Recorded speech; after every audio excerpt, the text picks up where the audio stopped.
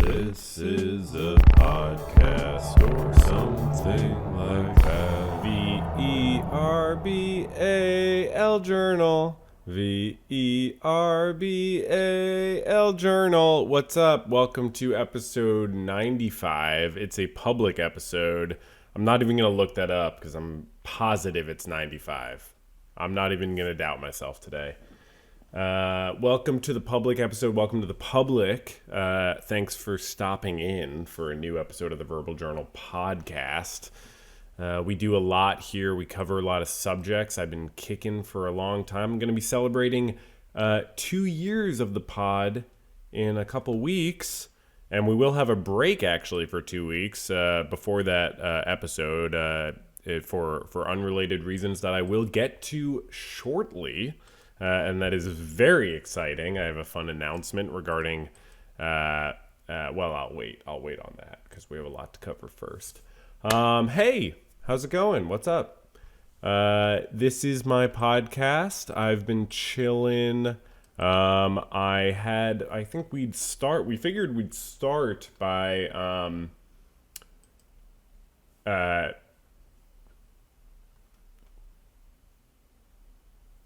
that was not a long enough intro. I've never been criticized for that. I mean, this we could consider this part of the intro. No?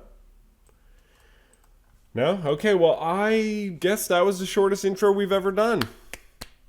Wow.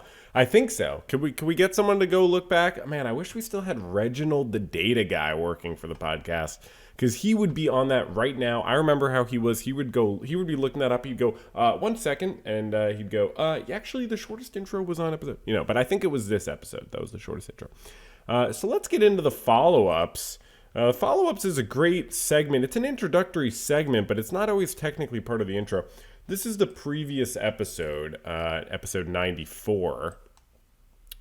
Vindicated regarding which episode it is right now. And this episode had some things we needed to follow up on. We tend to need to follow up on things. It's part of quality control, and we will be controlling right now. Let's start it off at 1 hour and 7 minutes into the previous episode. I said there was a typo in the article I was reading, but I was actually wrong about that. Let's look at that. Why do we have to do this? Wait, didn't I say... What was the whole 10,000 thing about, though, last week? We're going to get to that. That's not what I meant to be looking at right now. Okay, I'm having a hard time where was the typo? Okay, I think my timestamps are off here, so I can't find where the typo was. So I need to search through for when I said the word typo. Here we go. I was off by a minute? Can't get that right in the script? We're off by a full minute? There's a typo in the... Yeah, because I thought it was... I just misread the sentence. The sentence is, the highlight of this journey was her stay at a sugar plantation in... What are we reading about? Oh, yeah, Georgia O'Keeffe. Her stay at a sugar plantation in the town of Hana on Maui, where she was shown around not by the plantation's owner, but his 12-year-old daughter, Patricia. I mean, that is in no way a typo. You know what I mean? Like, not even remotely. I just thought the sentence was different, and I thought it was supposed to say showed around by the plantation owner's daughter, but you know what I mean? By his 12-year-old daughter. But that's not how language works. So I apologize. I'm sorry. I don't have to apologize. I'm just following up. It's not something I have to be sorry about, but I do want you to know that there was no typo when I said there was a typo. I couldn't live with myself. Now let's get back to the thing that was going on before. Wait, didn't I say... What was the whole 10,000 thing about, though, last week? Yeah, so I'm getting confused because there was a whole 10,000 thing. 10,000 as a number just has continued to come up, which is weird. You'll see why. By the way, we talk about articles and stuff on this podcast. We talk about news, current events, but this is important. I feel like we need to cover the previous episode before we can out with the old and in with the new. So here, why am I, it's 10,000. Why does 10,000 keep coming up? Starbucks has over 10,000 company-operated stores. Wait, that's a different statistic. Yeah, it was a different 10,000, and I said I wasn't gonna look it up. I honestly don't know, and I'm just gonna drop it. But I couldn't, I can't really drop things. That's not something I'm good at doing, dropping things per se. I'm good at picking them up and carrying them and continuing to grab them in my hands, but I'm not as good at dropping them. So I did figure out that the 10,000, there's just all these different 10,000s. I wish speaking of Reginald, the data guy, he would have loved this because this is just one of those fascinating data moments, those FDMs. And so what actually that was about was on the previous episode 93, when we were talking about the Amazon strike. The article from December 20th said 10,000, I'm sorry, at a Starbucks. This is getting very confusing.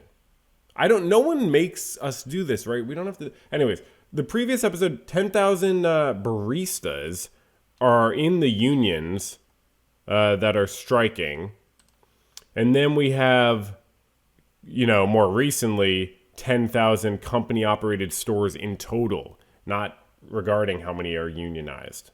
Most of them are not unionized as of now. So we had 10,000, but the thing is, on this previous episode, 10,000 had already come up before in the Amazon article about the Amazon strike, because their union represents 10,000 workers. So it's just coincidental? More like coincidental. We have 10,000 Starbucks stores, 10,000 baristas in the union, and 10,000 Amazon workers at the 10 facilities at 10 of the firm's facilities that are represented by the Teamsters. So I just find that, kind of interesting. So write into verbaljournalpodcast@gmail.com and let me know why 10,000 is the magic number for labor. Okay, I was told I had to start the podcast sitting normally, is how they put it, which I think is kind of a problematic phrase, frankly. But I was told I had to sit normally because people felt that I was, there was this whole, do I have a back issue? Do I have a pinched nerve? Do I have numbness in my foot? Do I have lumbar radiculopathy? And as I tried to clarify in the previous episode, that was all a lie. I was doing it to garner sympathy, and I was told that it worked too well. We had an abundance of sympathy, so they said that I should sit normally so that no one feels bad for me, and I did, but now I want to just to kind of feel something. I'm gonna twist myself around. I encourage you, if you're watching this, and as I've talked about before, most people are watching this so they can learn how to start their own verbal journal podcast, which I approve of and encourage. But so I encourage you also, experiment with different sitting positions. Don't think of yourself as like this, just like you have to sit in the normal, textbook way to sit. So that being said, we are moving on with the podcast. We're making good time today. I mean, it was a short intro, but things got kind of convoluted after that short intro, right? That was kind of, so thank you to our editor for figuring out how to clip together those different bits just then of me trying to figure out where all the data was coming from and stuff like that. I appreciate your help with that. I do have to now do a compliment sandwich, though, related to something from last episode. So we've done this before. I think it was in a podcast. It was in a public episode before when I did a compliment sandwich with our editor. So it was in a public episode, so you've probably seen me do this before. I did a bad job with the compliment sandwich. I was given my own compliment sandwich in response to it, and they told me that, well, the nitty-gritty of it, the sort of executive summary of it was that I did not complete the sandwich because I did not have the second piece of bread, which I thought was fine. I thought it was a sort of different type of sandwich, but apparently no. So I do have a better and more fulfilled compliment sandwich for you, Monica. But okay, let's just get to it. So first of all, just as an appetizer, as I already said, thank you for editing this episode so far. Okay, now we get into the sandwich. Okay, thank you for adding the image of the thing I was talking about when I neglected to pull it up. Could we get some timestamps? Like, I have to remember when this was. It was, talking about these trials that took place. Sort of a fascinating story. I didn't pull it up, and then Monica just edited it in, right? In the U.S., working at daycare workers in the 1980s and 1990s. You can tell I'm not pulling it up. It just clicked. So good job, Monica. And then you did sort of have to brag about it a little bit, which I found kind of unprofessional. Implications of what that means. So these women often they would, and then they, here I'll pull up a case. The McMartin was the name of. See, you don't have to do this. You don't have to put titles. This isn't even part of the compliment sandwich. We haven't even gotten to the meat, the bad part of the sandwich. But I'm just saying, just regarding the bread, sort of the underside of the bread, it's slightly moldy bread because you don't have to do titles like this. That's sort of an editor should be sort of neither seen nor heard, I guess, is how I would put it. Anyways, good job on adding it was big that you pulled that up for me when I forgot to pull it up. As far as the meat, the bad part that I need to give you feedback on publicly, I always say bye at the end of the episode, and that's how the episode ends, and it doesn't end any other way. And so for me to not be able to say bye at the end of this episode because you edited it out, that was very bad. So let's just watch. Look what you've done. Because we don't have any letters, but this. I'll fast forward a little bit. That'll make people feel more. Thanks, and have a good one. I'll see you sometime. This is a very long episode. Next week will be a public episode, and I have a fun announcement then too. But I will save it for then. And thanks. Have a good one. Bye. That's not. You have to let me fully say the word bye. Save it for then. And thanks. Have a good one. Bye. Do you realize how bad that is? Okay, and for the last part of the sandwich, I guess I really liked when you did a different title at some point. No? I'm trying. I need to have something positive to say, or else if I do a bad compliment sandwich again, there's definitely something else you did that was good. Oh, the intro. I'll just say the intro. Yeah. This is a podcast. That was pretty good, I gotta say. I was just jumping around to warm up, and Monica sort of was like, "Hey, let's add that to the, thing." And so that was pretty intelligent. I have to give you credit for that. Oh, you know what I just thought of doing? Should we do it, y'all? Should we do it? Previous podcast episode segment. Let's do it. Let's do it. That's right. I'm continuing it. I now have the 5 going. And now I have the 6 going. Am I right? We have 1, 2, 3, 4, 5, 6. Wow. That's the thumbnail right there. Should I do it, again, or did we get it? Okay. So great. I swear I didn't plan that. It just came to me very intentionally and collectively through the collective unconscious. So thank you, collective unconscious. Okay. So big announcement. This is good. So there will be no episode for the next 2 weeks. And and I will be back. The next episode will drop on the 25th. I'm sorry, the 26th, probably. So, and that is because I am traveling. I am going to Europe. I'm popping over to Europe. And I wanted to just pop over there, see what they have going on, just kind of get a read on the situation. I just do some reconnaissance.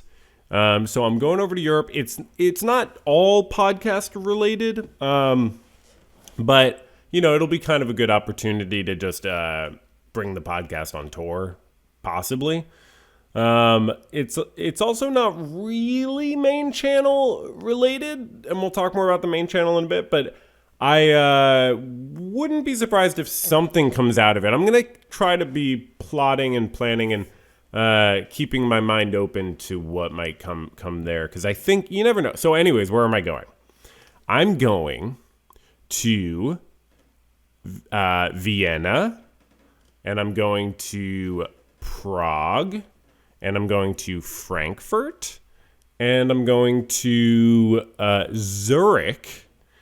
And these are 4 cities and 4 different countries. And I'm going to go to them and see what they have going on there, see what the podcast scene is like. But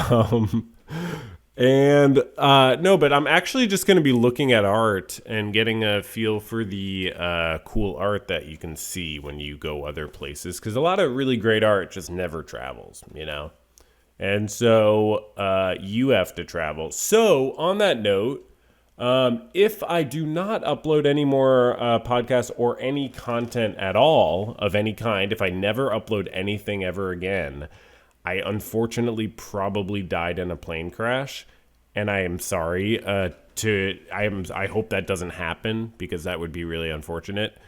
That's not the way I want to die. I would definitely not want that, and I wouldn't choose that, and I won't be responsible for it if it happens.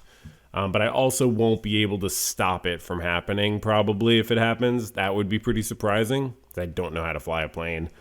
Even if I did, it'd probably be hard to take control in that situation. And I'm not going to learn how to fly a plane between now and when I fly. So, long story short, if there's no more content, died in a plane crash, hopefully I won't die in a plane crash. It's something that I've talked about with clients before, because I do therapy outside of my podcasting work. And it's like, you can make sure that you never die in a plane crash by never flying. But if you don't want to limit yourself in that way, of course, there's risks to things, and it's natural to have anxiety, and you just want to validate that anxiety, but also not ruminate on it. And, I'm just going to be doing that, and ending up abroad. So if you have any recommendations for any of the cities I named, places to go, events that would be fun, or places to see art, let me know in the comments.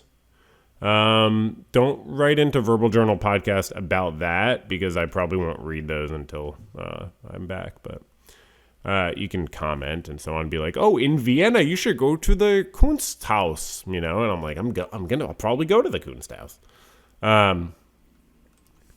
Okay, so traveling, great. And I'm kind of hungry, but okay.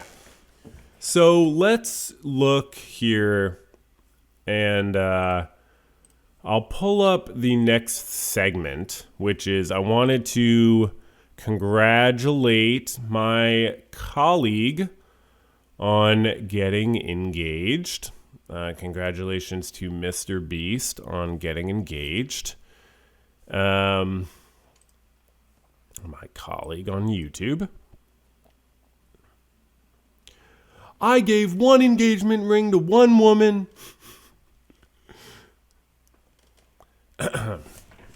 Spend a lifetime with me challenge, difficulty level medium. So congratulations. And in related news, another guy got hitched.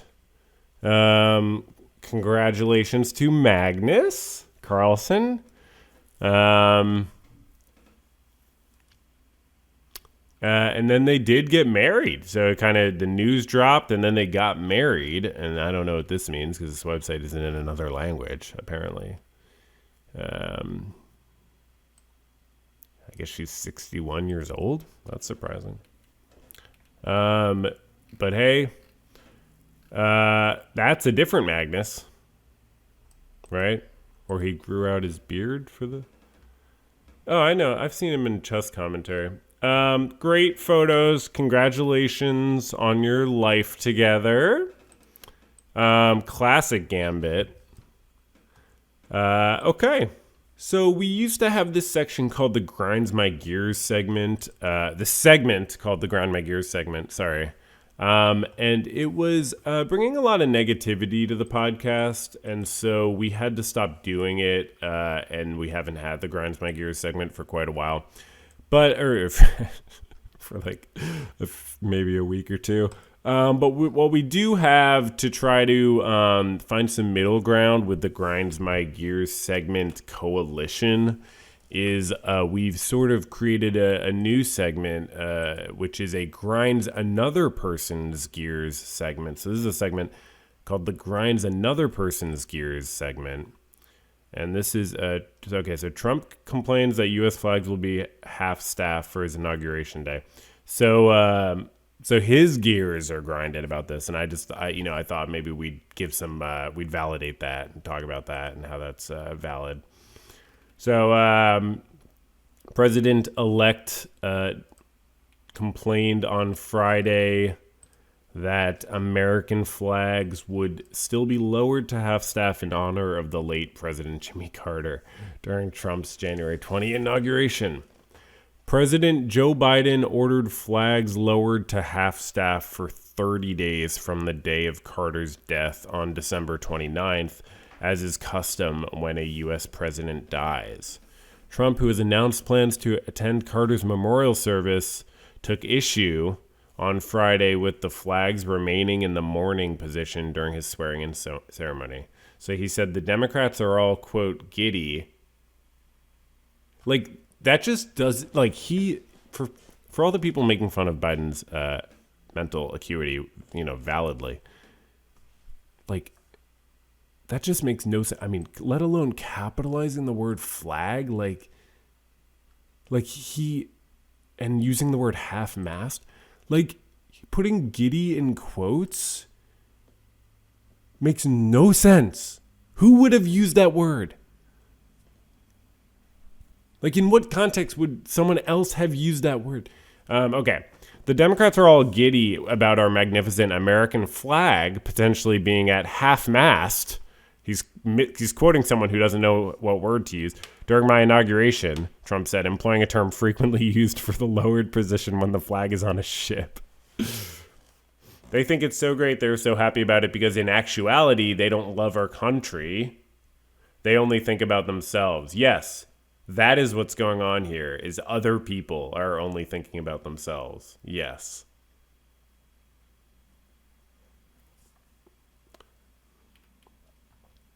Nobody wants to see this and no American can be happy about it. Let's see how it plays out, he said. He's saying, I bet people will pressure the government to not have it at half-mast. I mean, talk about fucking bullshit. You know what I mean? I guess I shouldn't. But, stupid. It's very stupid. I don't think his problems are valid. Am I allowed to say that? All right, just took a quick lunch break. They gave me lunch here at the podcast studios. They fed me. It was pretty good. Sometimes I eat vegetarian. Not today. Sorry. But to be real, I have had this back issue, and I call it a back issue. It's numbness in one of my feet that apparently is a pinched nerve in my lower back. I'm not allowed to talk about this on the podcast? I was pretending that it was made up. I forgot. Yeah. Okay. Well, hypothetically, And so it's kind of been weird, honestly. It's been really difficult. It's been a few months of like, why is there this numbness in my foot? And like, I think I've got it under control, but when I have any health issue, I stop eating mostly vegetarian or vegan because I'm just like, it's probably irrational, but I'm like, maybe I need meat.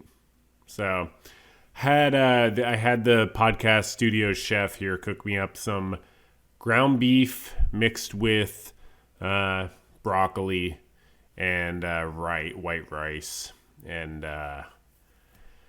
pretty simple brunch. But you know, what can I say? That's what they give me here. I don't really, I don't get to choose everything. So okay, anyways, we have a new section. We had some segments, but here's a new section. It's called the mid-section. It's not brand new. It was new as of last episode, obviously. If you're supporting the channel on Patreon or YouTube memberships and watching the podcast or listening, you know that. That's what's the new here, the mid-section. So these are segments that are collected within a section, and that's sort of, and it's in, it's in the middle, so it's a midsection. Okay.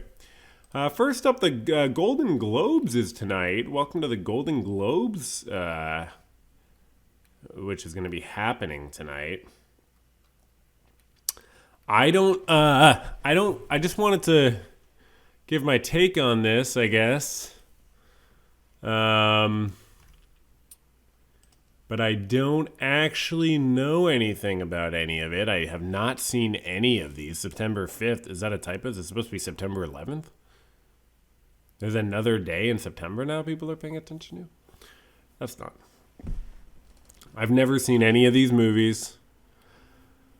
I've never seen any of these. I haven't heard of most of them, but I've heard of a few of them. Have not seen any of them. Have not seen any of these. I like Wallace and Gromit in theory. I've never watched it. I have never seen any of these. I've heard of these people. Okay, so that's good. So I would say I hope everyone has a good time. I don't know anything about any of these. Cinematic and box office achievement is the name of a category? What the fuck? What? Squid Game. Oh, TV. Okay, so TV. I've got to have seen some of these. I've never seen any of these, though, unfortunately. Why do they have Squid Game 1, but it's Squid Game 2 in the poster? That's weird. I have not seen any of these either. This looks like the album cover to the Panda Bear album. Like the one with the newest, or the recent one with the other guy. Never seen any of those. Never seen any of these. I know who some of these people are. I don't know. Oh, stand-up comedy! I don't believe I've seen any of these. I do know who some of these people are. Dad Man Walking. It's so corny. Okay, next up, we do have the reintroduction. This is part of the midsection. We do have the reintroduction of the Word of the Week segment. The Word of the Week segment is another segment that was sort of on thin ice, along with the Grinds My Gears segment. But we decided to bring back the Word of the Week segment. Steatophagus. And it means... I think I should look up the pronunciation, right? Let's, okay, hold on. Here it is. They always have a long intro to videos like this, Steatophagus. Steatophagus. Use it in a sentence. Steatophagus. Okay. So it means,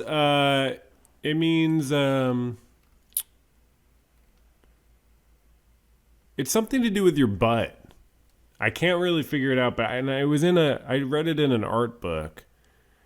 It means adjective pertaining to having fat or prominent buttocks. So steatophagus.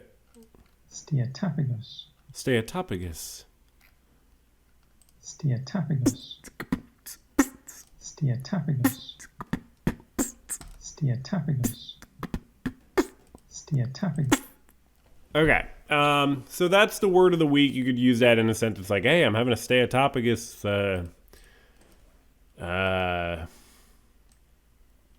Okay, next up, chess update.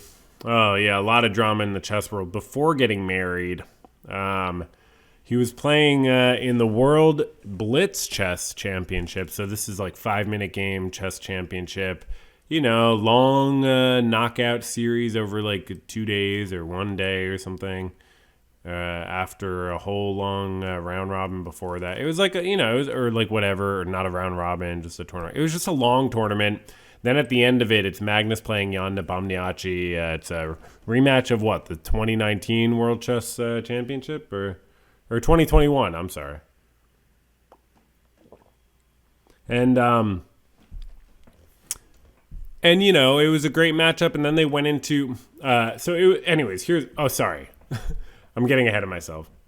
Last week we were talking about the jeans ban, where Magnus was told he couldn't wear jeans to this tournament in the Rapid. This was during the Rapid section, the Rapid World Championships, before they went to the Blitz World Championships, which is a great idea, obviously. When you have 2 World Championship titles, you want to have them both carried out within a week.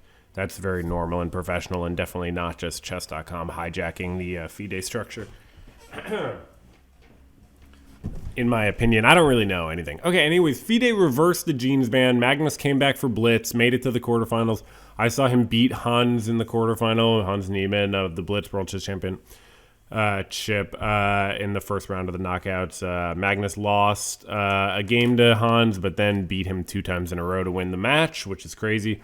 Then won 3 more in a row to beat Duda very quickly, and then twice in a row to Nepo before losing twice in a row, getting to this situation. After drawing 3 more sudden death games in a row, they decided to be co-champions. So if you follow chess, or you've definitely heard of this drama recently, they decided to be, this is Magnus proposing to be co-champions instead of continuing to play sudden death games.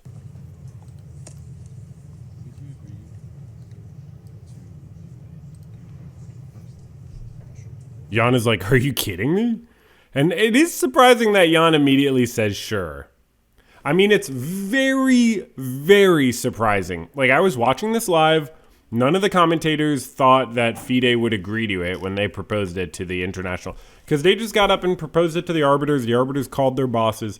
And then FIDE agreed to it for the Open World Champion. On the women's section of the World Chess Championship, it was a great matchup. Ju Wenjun, who's the classical Women's World Chess Championship, beat her compatriot Li Tianji, and now she's the Women's World Chess Champion and the Women's Blitz World Chess Champion. So she has 2 titles, which is awesome. And the Men's Blitz title has 2 men. But they, I think they just felt it would be stupid to decide in a sudden death match, like in just a 1 game, you know. But maybe they just, I don't, you know, which sort of makes sense in the sense that, like, even though it's normal for a match to be decided in 1 game, here it's a little odd because after the 4-game match and it was tied, then they do sudden death games, and they didn't want to do an Armageddon game where one side starts with more time but has to win, and a draw means they lose the match. They didn't want to do Armageddon, so they did this thing where they just keep playing blitz games. But making each one sudden death is kind of stupid, right? It should be best of 2. It should be best of 2, best of 2, best of 2. Because in chess, if you start as white, you have an advantage to win the game, a small advantage, but it's something. And so I assume they were like, this is just stupid to decide it in a game where one of us, it's just sudden death. So they get up and they go ask FIDE, and FIDE says yes. And the commentators were shocked. I was shocked. It's like, wait, why would FIDE agree to have them split the title? Apparently, they sort of threatened / joked to just keep drawing. Magnus apparently said, you know, we could just keep drawing if they don't let us share it. And I don't think they would have done that, frankly. I think he was just saying, hypothetically, we could do that. Magnus doesn't really seem like he would want to do that. This was New Year's Eve, okay? I believe, right? This was New Year's Eve, and they were like, it was like 9 p.m. in New York City or something. It was like 8 p.m., 9 p.m. They were like, I think they wanted to move on. Maybe he had like an engagement party to go to. But they seemed like they wanted to get out of there. And I love it. I love them splitting first place. I think it's hilarious. What's also hilarious is this brand Magnus has been affiliated with and promoting a lot, which I've talked about, Take, because there's always these new brands in chess, and it's so weird. They haven't posted since posting about Magnus eliminating Hans. Why does it say January 1st? I thought it was December 31st. Whatever. I'm not going to look it up. That is just interesting. They haven't posted about Magnus splitting the World Blitz Championship with Nepo. They haven't posted about that. They've just ignored it because I think Magnus has gotten a lot of pushback. He had to make these tweets being like, whatever. Like we weren't prearranging draws, but everyone's accusing them of prearranging draws. So it's funny that Take never reported on the result of the tournament that they were like, interviewing and following and stuff. They never reported the result of it. Still haven't. I checked today. They still haven't. And my opinion, so what's my opinion? My opinion is match fixing is bad, but friendship is good. I like when two people get along and they're friends. I don't think they were fixing the match. I think FIDE, if they just should have said no if they didn't want them to do it, and then they would have played on. And I don't think they would have played draws. But they were just saying they wanted to split it, which I think makes sense. They didn't like the format. So what I find interesting is that people react so much. I mean, obviously Hans and some people with vested interest will use it as a way to try to score points in the public eye. But sorry, I'm getting over a cold too.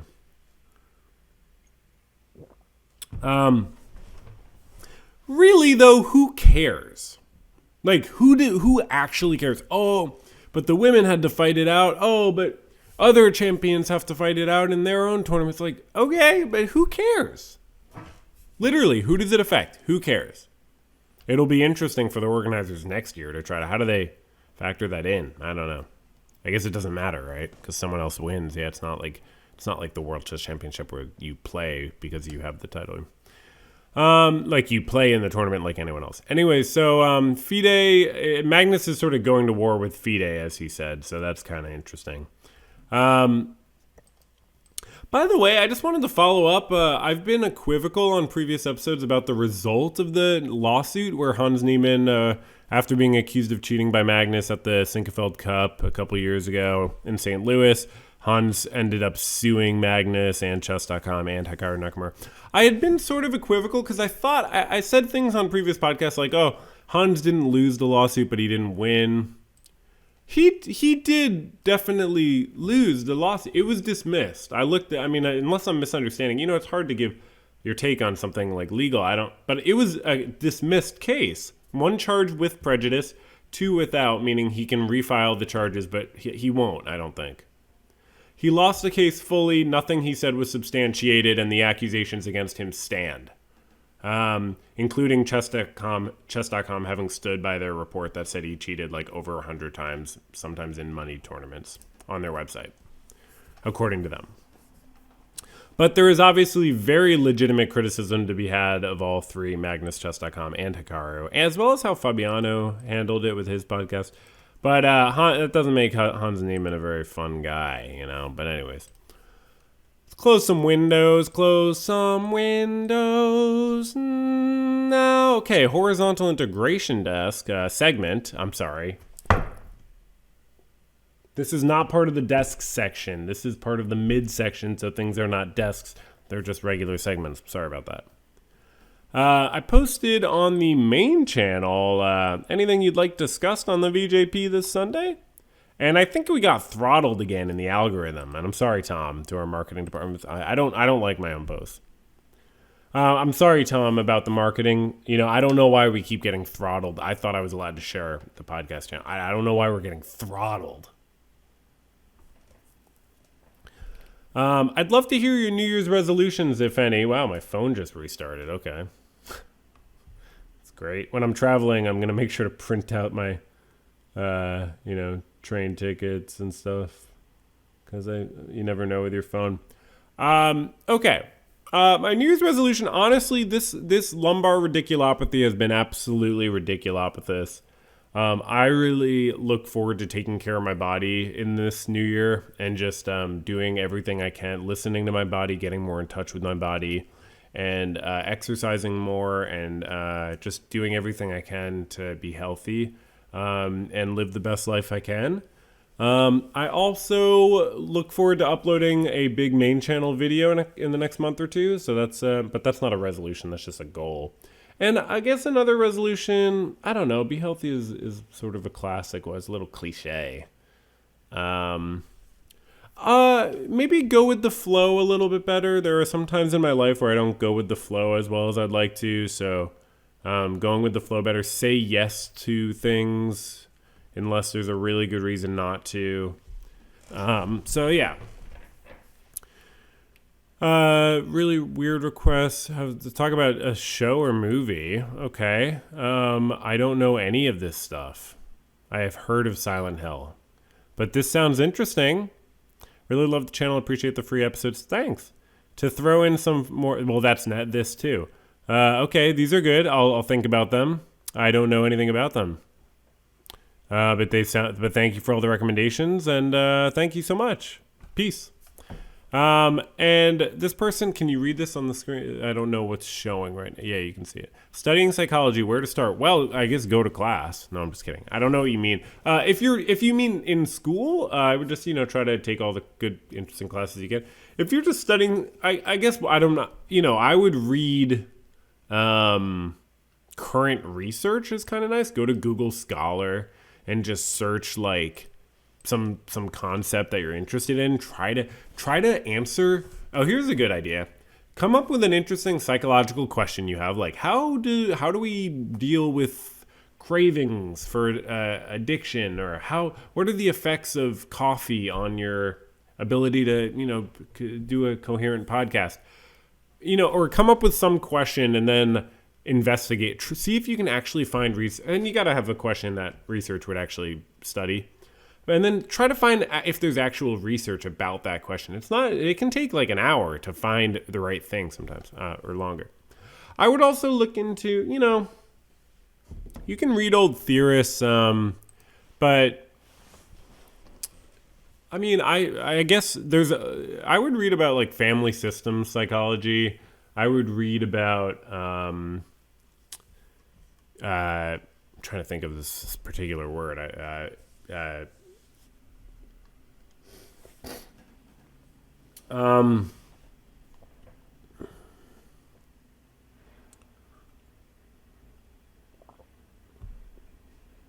Differentiation. What's that book I'm trying to think of? Harvard. Oh, Evolution of Self. I wonder if that would still be good. Yeah, The Evolving Self. That's a good book. By Robert Keegan. I'd recommend that one. But yeah, that just comes to mind. Good luck, and let me know how it goes. Regarding my main channel video, my last main channel video, where I talked about, the theme was like, what if there was a general strike? And so regarding that, I just did want to say this person, Sean Fain, the United Auto Workers president, has called for a general strike in the U.S. in 2028, May 1st, 2028. So just keep an eye out for that. Stay tuned for that. We want everyone walking out just like they do in other countries. So pretty good idea. Interesting idea that we will consider here at the podcast, right? Come on.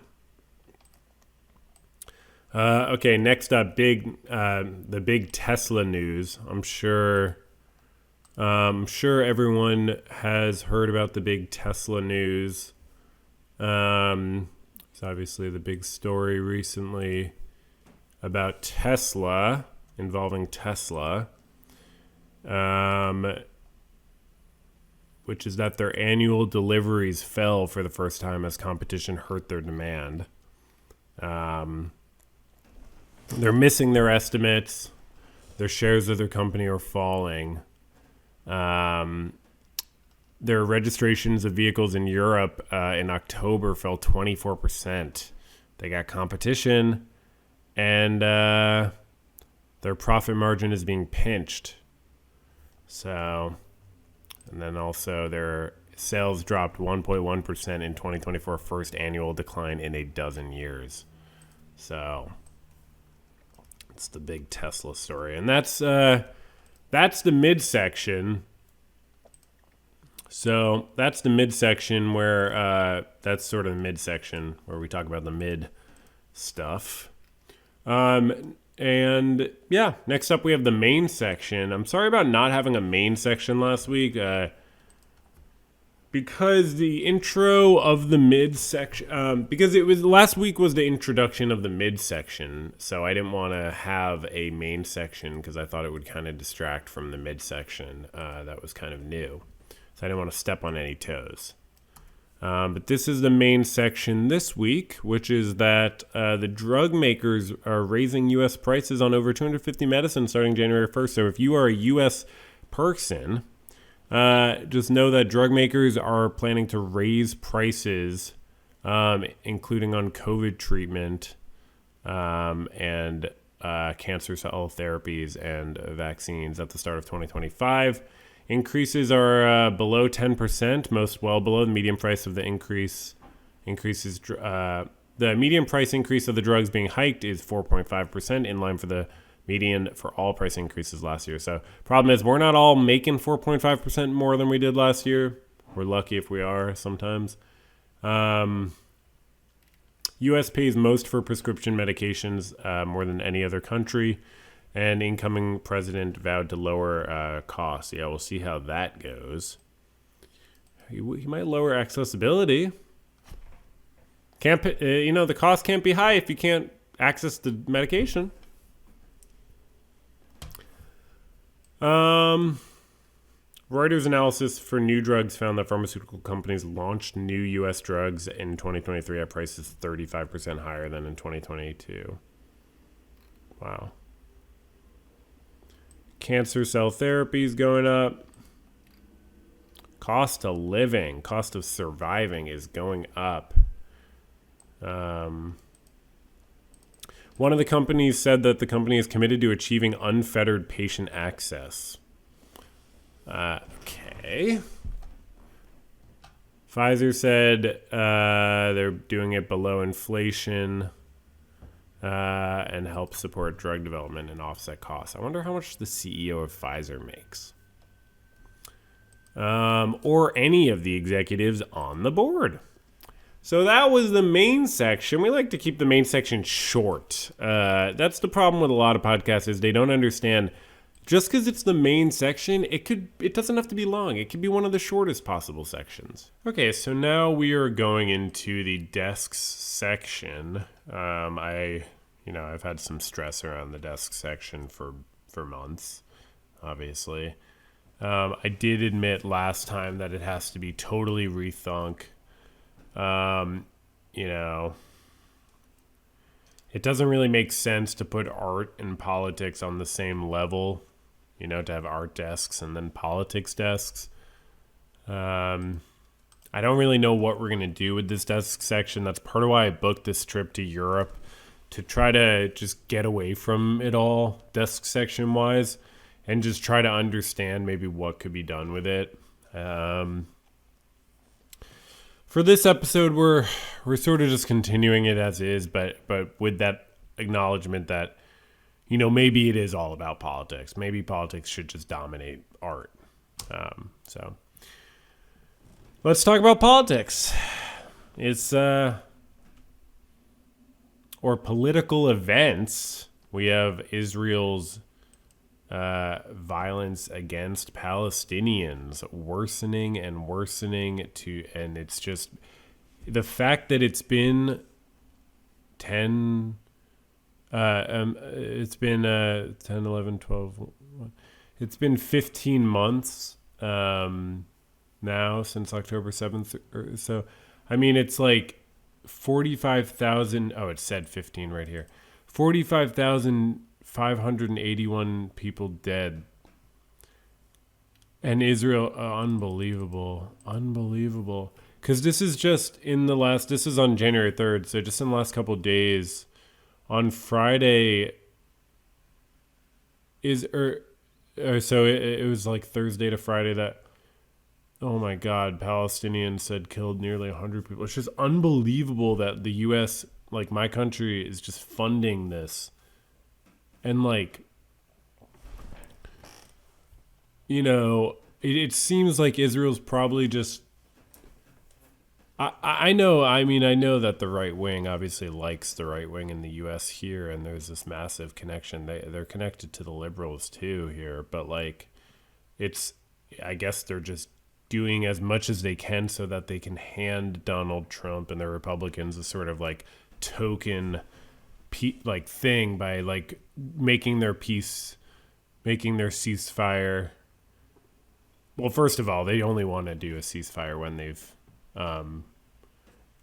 like ethnically cleansed the area, so that the facts on the ground lend themselves to Israel dominating as much as possible in whatever agreements are made, because you can't really turn back time as easily.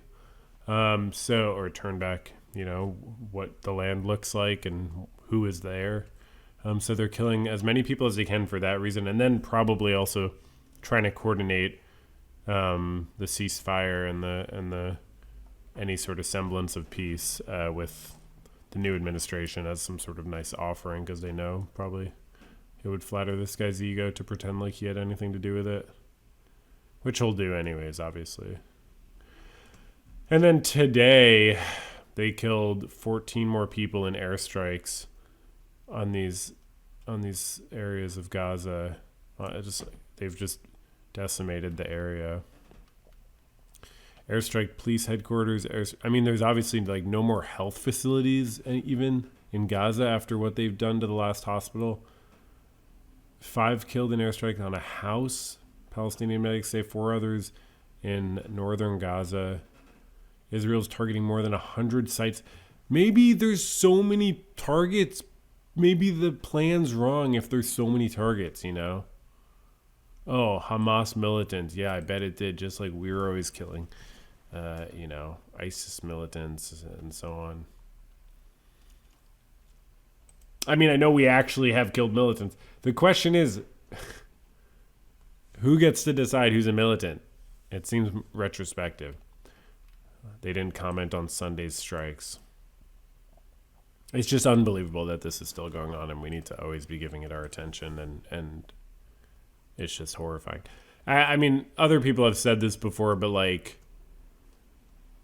I'm Jewish. I grew up in America learning the whole never again thing about the Holocaust. And like, really, that was supposed to apply to genocides generally, especially ones that Jewish people would be involved in. I know that Israel is not doing this insofar as they are Jewish, but they are Jewish. And obviously the foundation of Israel is intimately connected with the Holocaust. It's not a one-to-one, but they're very closely connected. And so like, the fact that never again doesn't apply to just airstrikes, like it has to be gas chambers, like for never again to apply. It's like more hands-off. Modern warfare is so hands-off. I guess it was pretty hands-off back in World War II and before, but like, just like the airstrikes, and they get to feel like they're just targeting militants. They did the walkie-talkie explosions we were talking about last time, as to the pagers as well. Let's get to other politics, more domestic politics in the U.S. The incoming president loses his appeal of the defamation verdict after a federal appeals court upheld a verdict that E. Jean Carroll won against Trump when a jury found the U.S. president-elect liable for sexually abusing and later defaming the former magazine columnist. Three-judge panel in the Second U.S. Circuit Court of Appeals. Jurors in federal court in Manhattan did not find that Trump committed rape. They awarded but they did find it was sexual abuse. Okay, a lot of related terms. They awarded the former Elle magazine advice columnist $2.02 million for sexual assault and $2.98 for defamation. Wow. He denied her rape claim by saying she was not his type. That's the man half the country voted for. That's where we're at right now.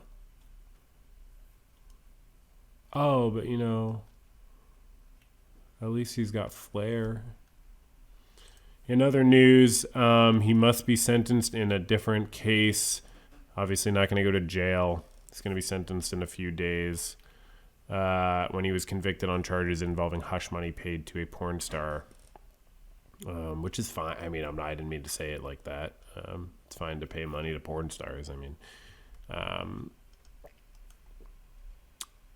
I don't know if hush money is the way that they should be paid. I think it should just be regular money. This means that Trump will be required to appear at a court hearing 10 days before his inauguration. Yeah, a lot of unprecedented scenarios. 78 years old. Stems from a payment his lawyer made to adult film actor to help her quiet about a sexual encounter. A jury found him guilty of falsifying records to mask the payment. Oh. But that was a while ago. I mean, he wouldn't falsify records anymore. You know what I mean? He wouldn't do anything dishonest now. That was back in 2016. If he wasn't, well, I guess he was running for president then as well, right? But he's different though. People can change.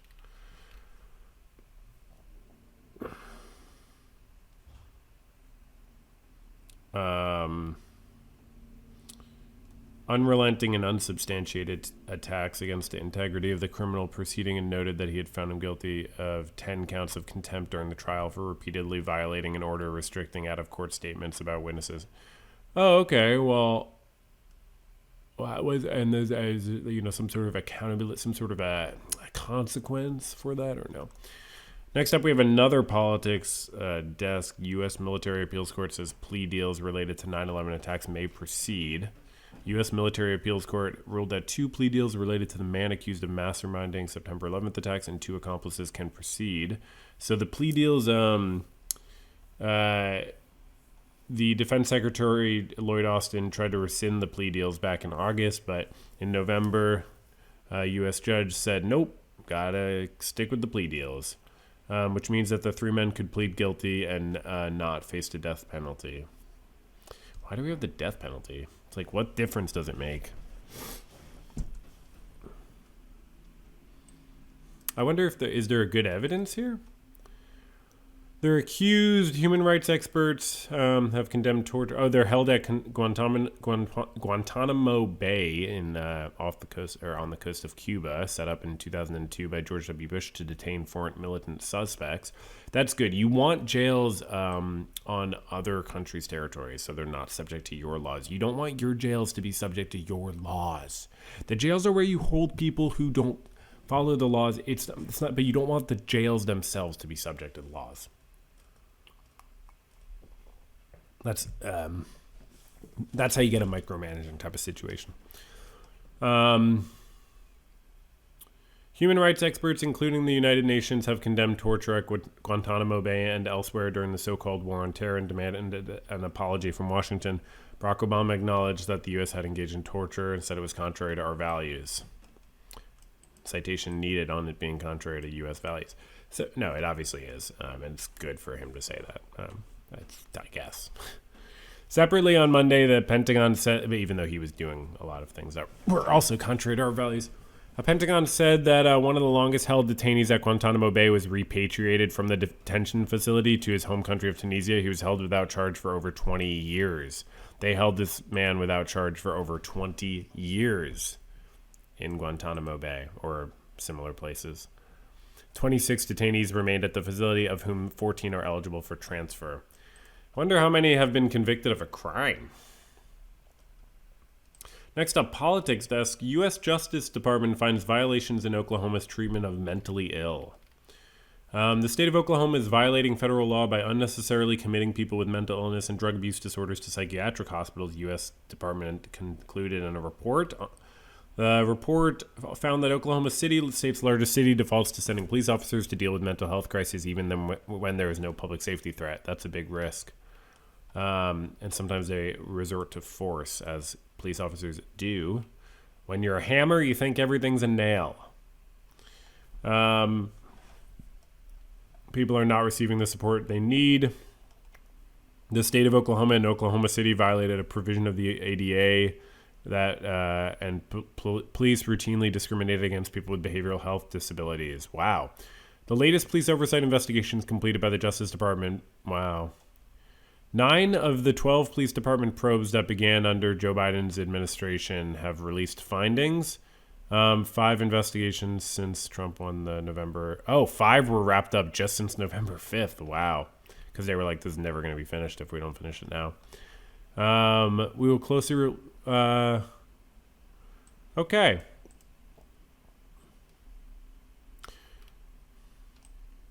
The Justice Department in Trump's first term curtailed the use of pattern or practice investigations that assess any patterns of misconduct in state and local police departments.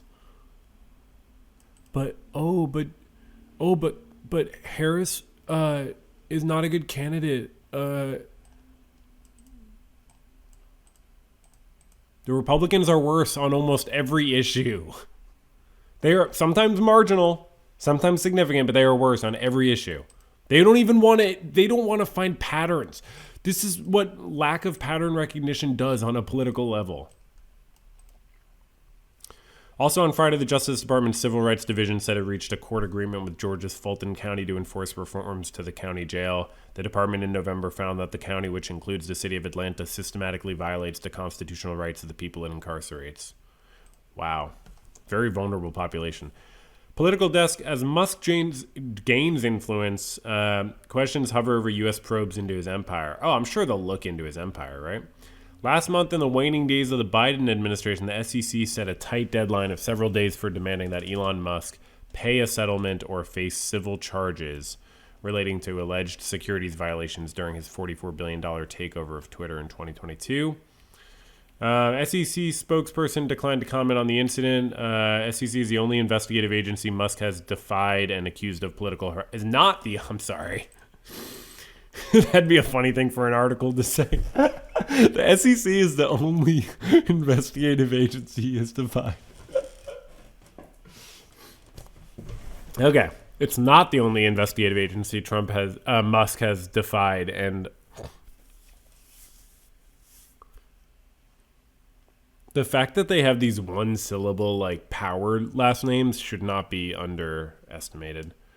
It's a fat syllable. Trump, Musk.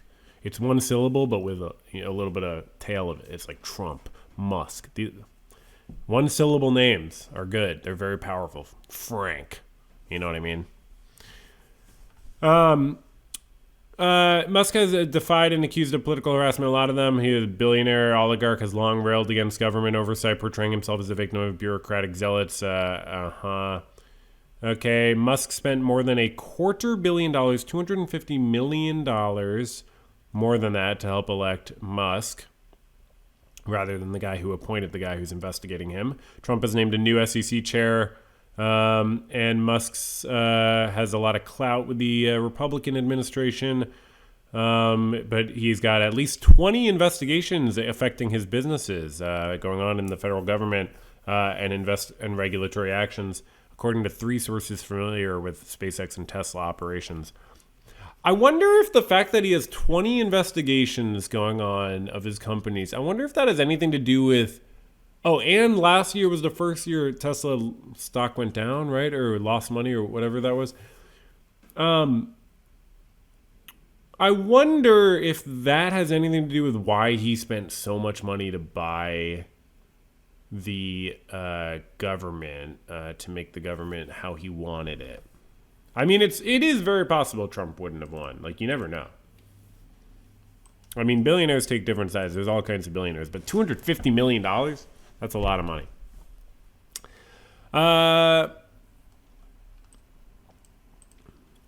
The inquiries include examinations of the alleged securities violations, questions over the safety of Tesla's autopilot and full self-driving systems. I was reading about that. Potential animal welfare violations and Neuralink's brain chip experiments, and alleged pollution, hiring discrimination, and licensing problems at SpaceX. Before the election, blah, blah, blah. I've never asked Trump for any favors, nor has he offered me any. Yeah, I mean, some of his fans might actually be stupid enough to believe that. Or lacking in intellectual curiosity. Let me put it that way. Musk-related cases could languish or be dropped by Trump-appointed agency and department heads. Yeah. For example, Trump has picked lawyers who defended him in criminal and impeachment trials, and a nominee for FBI chief who Musk vocally supported and who has repeatedly vowed to pursue Trump's enemies. Lower-level DOJ officials could also exercise prosecutorial discretion to avoid aggressively pursuing Musk companies in light of his relationship with Trump. It's like if you're nice to your teacher in school, they can give you a better grade. You know what I mean? These administrative officers, they can decide to close cases. They can do stuff. They can make stuff happen. They can do more subtle stuff too. To the extent they want to please the boss, and I think they know how to do that.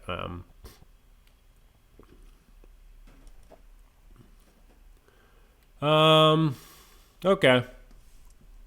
He called himself Trump's first buddy. Okay, guys.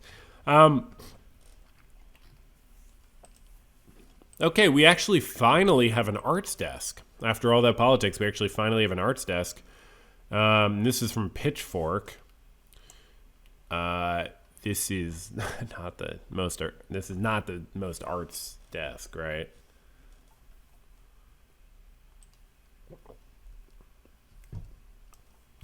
I mean, apparently he liked music. Okay. He liked Peter Gabriel and music. So good job. And then lastly, we do have another art desk. I honestly think maybe we're getting confused here about what the desks really mean and what. I mean, yeah, this is a work of art. You know? Apparently he didn't like it. During a break in the hearing, Giuliani asked courtroom sketch artist Jane Rosenberg whether she would make him look nice, and Rosenberg, who was documenting the hearing for Reuters, said Rosenberg. He criticized a drawing Rosenberg made of him in a prior proceeding by scrunching his face into a scowl. You made me look like my dog. But this is a pretty serious case, actually. He's just been, yeah. He's trying to fend off a bid to have him held in contempt of court by two Georgia election workers that he falsely accused of trying to help steal the election, and that he owes $148 million in a defamation verdict to them. And they said that because he made all these claims about them, like very specific defamation claims. To be a lawyer and not know that that's defamation is crazy. So he's been sort of slow balling it with giving up all his stuff, and they're not too happy about that. What do you mean slow balling it is not an expression? I've definitely heard other people say I'll be slow balling it. Okay, well, that's the podcast. Let's check the mailbag, and then we'll thank the patrons. Sometimes I do those in a different order. And thank you for watching and listening. Next week, we will not be here, as I said, and the week after, because I will be cavorting around Europe land, trying to see if anyone wants to give me citizenship. I'm hoping to get married. And no one wrote into verbaljournalpodcast@gmail.com, which is totally fine. But I will thank the people who give their hard-earned money to make sure that I could have a little extra spending money every month. I appreciate that. I will thank the audience on Patreon first. Let's thank these lovely people. Thank you to Mr. Moxie, MJ, User, RabbitDog008, Brent, Anastasios, Caleb, Irene, Kyle, Linguist, Sam, Madeline, Miles, Verbal Gerbil, Icelak, Redgrove, Ryan, Thulusaurus Rex, King Margot, Matt, Noah, Ashley, Elemency, Emily, Ga45 or Swit, Gunther, Ian, Ibnomad, Jack, JC, Jen, John, Kristen, Lily, Luca, Miranda. I didn't realize it was alphabetized until around this point. What did I say? Luca, Miranda, MK, MT, Platinum Sarge, Ruben. I thought it was arranged by a different... Oh, because they're all tied. Okay. Ruben, Russ, Scott, Stephanie, Tom, and X. And over on the YouTube members page, we've had a little bit of action over there. I think we had a few new members. Thank you to... I'll start with the new ones. Thank you... I don't know what I'm doing. Thank you to Jacob, Jeebus the Great, Matthew, Eva, Maddie, Ibnomad1, Jasmine, Simply Snaps, Jifa, Jaden, Trusty Ghost, Hollow Moon, Pit Inhabitant, and 39% Weird. Okay, well, I was gonna sit normally at the end, but I guess I could do it right at the very end, and we're trying to get, what am I supposed to do? I touch the camera to just kind of connect with the audience? Okay. Hey. Pretend that I'm doing a selfie. Hey, I could actually do this. No, it doesn't matter. Okay. Great. Well, I'll see you in a couple weeks. And, this is the podcast. So if you'd like, give me money and listen to the previous ones and, hope you're doing well. Okay. Bye. Leave in the whole bye. Not the second one. This is a podcast.